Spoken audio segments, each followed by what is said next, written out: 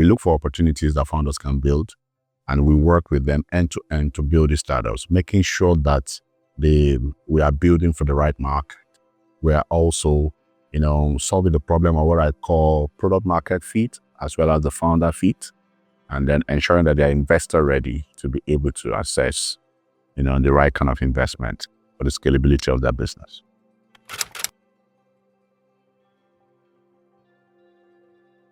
Well, when it comes to the emerging trends, there are several trends right now that are ongoing. First of all, we had the funding drought, but I think that is picking up again. There's a lot of funding coming out again. And I think that right now, what has really changed between 2022 and this period, because early 2022, we got a lot of funding coming into Africa. And then now we're in 2025, we see that it seems investors and philanthropists and DFIs have come to see that there is the issue of skill gap, and a lot of businesses in Africa are not yet, or needs to be given the opportunity to build. Hence, they are providing a lot of grants, to startups to concentrate on the building of the business, because there's this gap of a lot of founders are building, but are they building the right product? Are they preparing to be investor ready? So those grants sort of help to drive, that functionality around building the product and getting your operations right, putting your data room together, and generally just becoming more investor ready. Now, that takes us to the second trend. A lot of investors are beginning to look towards Africa and investing in Africa. And this investment that is coming into Africa is not only coming from VCs, it's also coming from, syndicates abroad, it's coming from governments outside of Africa and all of that. And they are looking at how can we support talent development, how can we support problem solving, how can we support, economic growth and all of that. And in supporting all of that, they are now looking at investing, in businesses. And again, corporate ventures, multinationals, like MasterCard, for example, has chosen a focus, although they do a number of other things. But like, for example, there's this grant and investment that they do where they give people developing edtech solutions $100,000, to develop, their product and even scale it and all that. So I think that these are opportunities that are out there. Founders now need to sort of, look for actual problems to solve. Not just only actual problems, but looking for innovative problems that they can solve in various sectors. There was a time it was all fintech. Everybody was going the route of fintech. But there's clean tech, there's climate tech, there's the blockchain, there's AI, there's just several other areas where there's that part of games and all of that. So young people need to begin to look into various sectors and pick out problems that they can solve and turn into thriving businesses, for consumers and generally for the economic development of Africa and all of that. So I think that founders need to develop the skills, to be able to confront new challenges. They need to be investor ready, and more importantly, they need to begin to, find ways to collaborate and connect with the right kind of people to be able to leverage on the trends that emerge.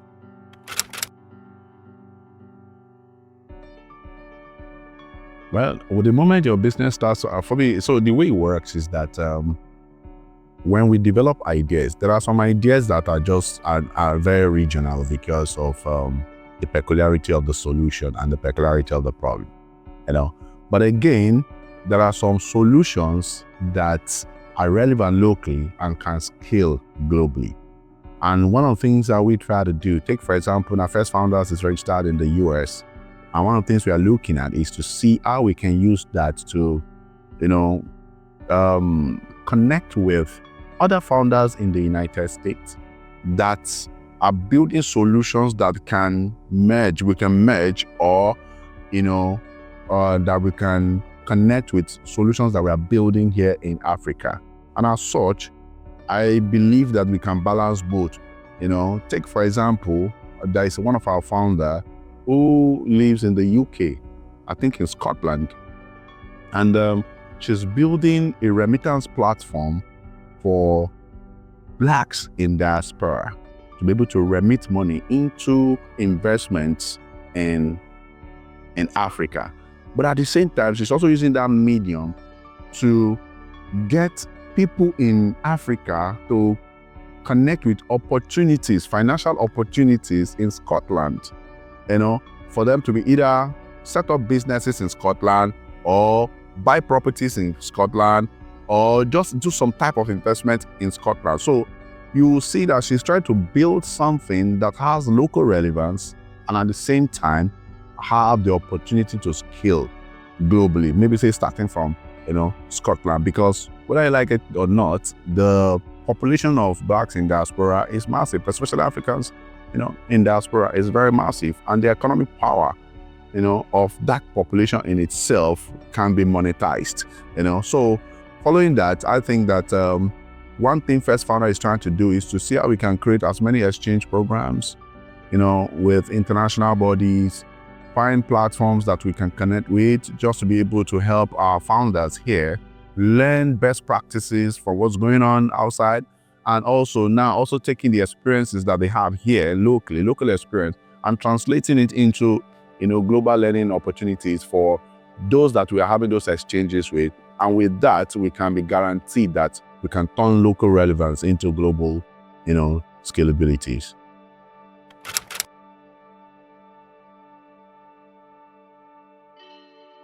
The biggest challenge that a lot of founders face when preparing for venture capital is they often not understand that there is what we call the building phase of a startup and the scaling phase of a startup.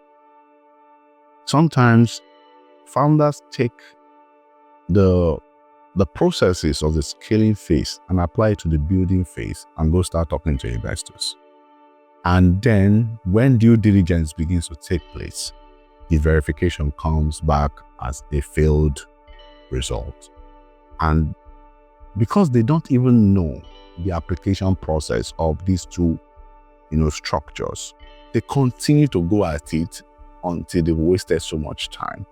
So I think that founders need to know that when you are in the building phase, there's a preparatory activity that you must put in place. Take, for example, when you are building, you don't immediately begin to go to VCs. What you should be going for is accelerator programs. On one hand, go to venture studios, apply for grants and all of that. You start to understand the model of your business. You start to understand the process of sourcing for investment or seeking investment. You start to understand the question archetypes that you need to know how to answer vis-a-vis the investors. Because when you apply for grants and all of that, they're going to ask you technical questions around your product. And your ability to answer these questions in itself will prepare you for when you now meet the VCs who will ask you similar questions, maybe in different ways, or even ask you the same question in the same format. But the preparation would have made you build that confidence to be able to answer those questions. But again, a lot of founders are very obsessed with just building the product without having to put operational structure in place. A lot of them don't even put documentation processes in place for their businesses. You understand? Take, for example, you prepare your pitch deck, but you don't have a data room. You prepare your pitch deck, you don't have a financial model. You prepare your pitch deck and you don't have a process to how you deliver, you deliver that pitch deck. Sometimes you even build the product, but you don't understand the exact value that product is offering. You are just obsessed with, the end-to-end customer journey without understanding what problem exactly you're trying to solve. So I think that founders need to know the exact problem they are solving. They need to know the exact stage they are operating in, whether the building phase or the scaling phase. They need to be able to understand the various items that they need to put in place to be able to engage with investors. And they need to practice a lot, because it's also important to practice. How can you develop a deck that you don't practice? Now, this is you develop a deck without a script. You must understand that when you develop the deck, there's also the part of having the script. The script is the storytelling part of that deck. That storytelling part is what convinces the investor to want to invest in you. Without that storytelling part, it kind of makes the investor feel like there's no connection. And the truth is that investors will invest in you not because you only have a beautiful idea, because they can see how you weave your own personal experience, the pain point story of the customer into the solution you are building, and how that solution can scale. When you say that, how more particularly it creates impact, and drive growth. When you put all of these things together in your story, it captivates the investor, and the investor will be like, okay, you know what? We invest in this person because this person is not just only about the idea, but more about a solution that can pivot tomorrow, can change tomorrow.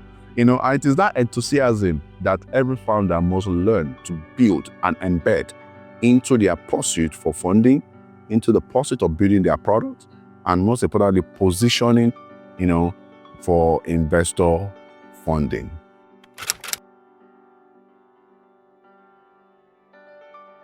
So in terms of assessing startup readiness for growth, I think that it's important that post-funding, the moment you get funding, one of the things you should be thinking about is to innovate along the value chain, along your value proposition, is to stabilize your operations and see how you can also automate your operational processes. Because at that point, as you are scaling your deliverables around the value proposition, you need to also learn how to scale your operations.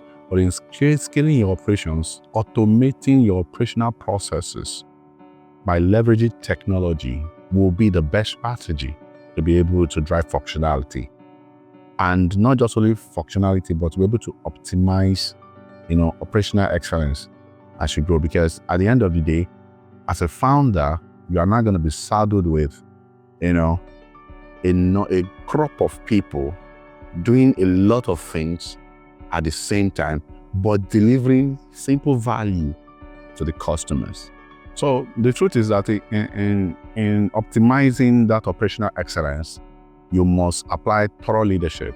Leadership now becomes, not just a thing, not just a thing where you are leading people. You now have to be able to apply thorough leadership skills, because you are now managing teams that have sub-teams, and you must maintain the sequence of the delivery of the value, to the consumers. And this consumer is no longer a small consumer, but a large scale, consumer. So I think that for founders, for startups to drive scalability, you need to be able to leverage on operational automation, strong leadership skills, and you need to be able to, continue to innovate, maximize what I call consumer experience. You have to take feedback very seriously. You have to continue to look at how the consumer wants you to serve them to deliver that solution. But again, you need to also, begin to look at niche opportunities, and niche opportunities in the sense that as you deliver this value, you will see that subset of your consumers now want the value delivered to them differently. You need to be able to pay attention to this, to be able to now create sub-products, within the same value chain that offers either more value. I think it should be more value, to, the subset of your target market. With this, I believe very strongly that the business should be able to scale more.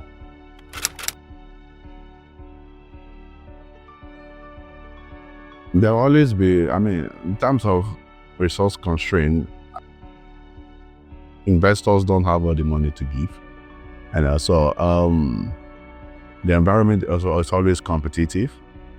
Then, as a founder that is pitching to investors, talking to investors in a resource constrained environment, you have to note that, one, you are not the only one. As such, it should come out different.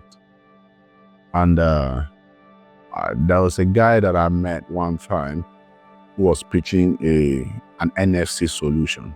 But then I've met other people that have pitched NFC solutions, but his NFC solution did not leave my mind the way he pitched it. The business model around his own NFC solution was just so different that I remembered him immediately. I had a conversation with an investor, and he's going to be getting an investment very soon. And I thought I was one thinking in that light. But when I did introduction, the investor came back to me. It's like, man, this idea is massive. I can't wait, to make this investment. Let me quickly finish my due diligence and do this investment in another 2 to 3 weeks. So I think that founders need to think about how uniquely positioned are they with the solution that they are, with the problem that they are solving. And again, how more well do they understand their market? It's important for founders to understand the ideal market they are serving.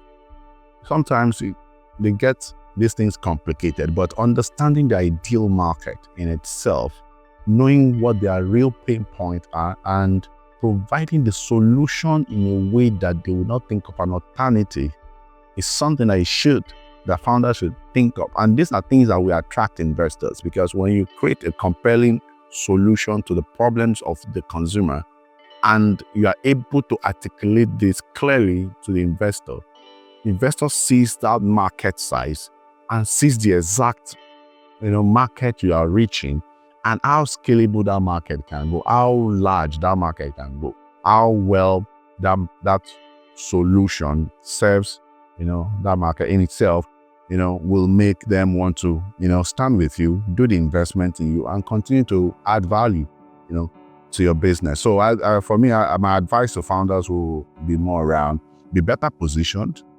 understand your methodologies around the delivery of your value proposition, and most importantly, know your market and know what they want exactly. And that way, I believe that you will be on your way to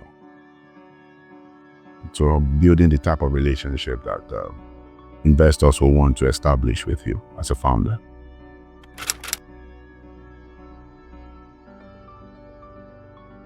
So talking about framework or tools for due diligence, first, I often say that founders should maintain a strong data room. Once you have a strong data room, that makes it easy for investors to check in on your various, documents. Like for example, investors want to check that your business is legal. They want to see that you are not lying to them about anything about your figures and all of that. They want to see that your market projections, your financials are in order. They want to see that if you say you have 16 employees, they can see your documentation that you have agreements for all of them in a folder. So it just has all of the legal frameworks also for the business in place and all of that. All of this, I believe that will make investors carry out their due diligence, on you more easily.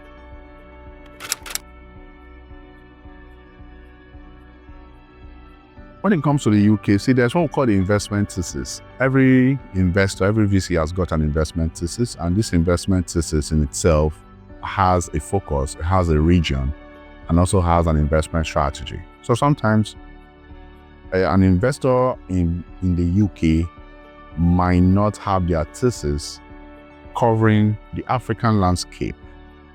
You get, though some have like a global approach to their investments and all of that. So I will say that founders should do their research to know the type of investors that they are reaching out to, and if these investors have a global approach to their investment, to deploying investment or capital to their businesses before engaging. I see a lot of founders sometimes just do cold emailing. They just reach out to any investor without doing like some type of research on the investor, from the beginning. So I think that part of research, or what I call the investor matching, do your research and see if what you are doing matches with where the investor is going and what the investor is basically looking at. Some investors are looking at, West Africa only, and also investing in the UK and all of that. Again, some of them want to invest in startups that can scale out of Africa into the UK, all of that. But I think that there are opportunities, and I haven't particularly seen a lot of investment come from UK to Africa, but I've seen a lot from the US to Africa. So one thing I think UK investors can begin to look at is see how, they can look at the peculiarity of the UK market and see where it sort of aligns with the African market, and then maybe begin to deploy capital into startups that are creating solutions that are aligned, with such focus. And I believe with that, we'll be able to reach a sizable number of founders and also, scale investment across both regions.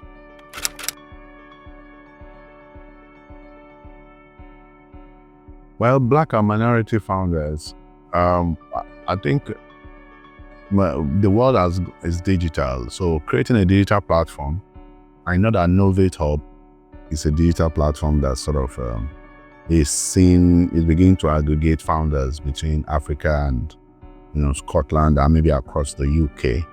And that is one platform that can drive resource sharing, exchange programs, and also what I call insight sharing, peer-to-peer insight sharing, because through peer-to-peer insight sharing, we're able to learn from each other. So I think that one way that we can actually help to drive, that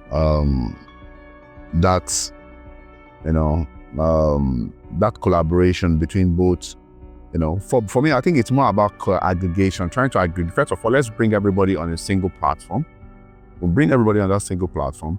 We'll begin to look at how they share resources, how they share insights, especially peer-to-peer, because the lessons that we bring from Africa can be different from the lessons that the same BIM guys bring from the other side. But when we bring all of that together, we're able to align that to create even deeper conversations and have deeper understanding around how we can shape, policies. It could be global policies, how we can shape how we respond to problem solving. We can as well look at how, funding opportunities can be better shared and all of that. So I think with this digital platform, we are able to drive something more significant that can enable us to consolidate on bigger things.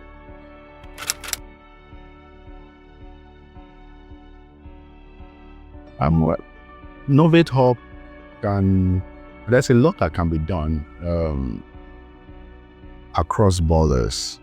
Like I said earlier, is to aggregate guys on the platform and also see how a lot of exchange programs. And now these exchange programs may not even be physical. It could be digital, where we bring 10 exceptional founders from the UK, 10 exceptional founders from Nigeria, and then we have a roundtable conversations, a fireside chat, around what exactly our pain points are and how can we synergize these pain points to be able to create a lasting solution for what we are all building at different levels. And of course, all of this will now lead into several opportunities, because at this point, we are bringing the problems to the table and we are, curating solutions around this problem. And from there, opportunities and ideas will pop up that can now further strengthen and deepen, the strength, the power of this community. So I think community is one of the things that we look at. We look at driving strong conversations, it drives collaboration. Strategic partnerships would definitely be one of the things that Knowvate Hub should look at, and then again, to see how a fund can be set up that can be shared by both regions, that the community can in itself drive for either a collaborative solution or even separate solutions built at different levels. But of course, the credit will now be going to the platform for continuously improving the community and also contributing to, community economic growth in itself.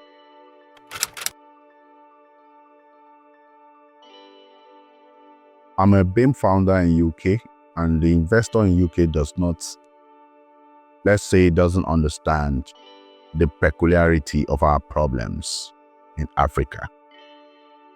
But then again, in turning my cultural perspective, into strength to an investor, will stem more around how migration in itself has helped to shape economies across the world, and how, shared perspectives between the African region, take for example, and the region that the BIM guys are in, are shaping new solutions for the growing population of the BIM population in itself.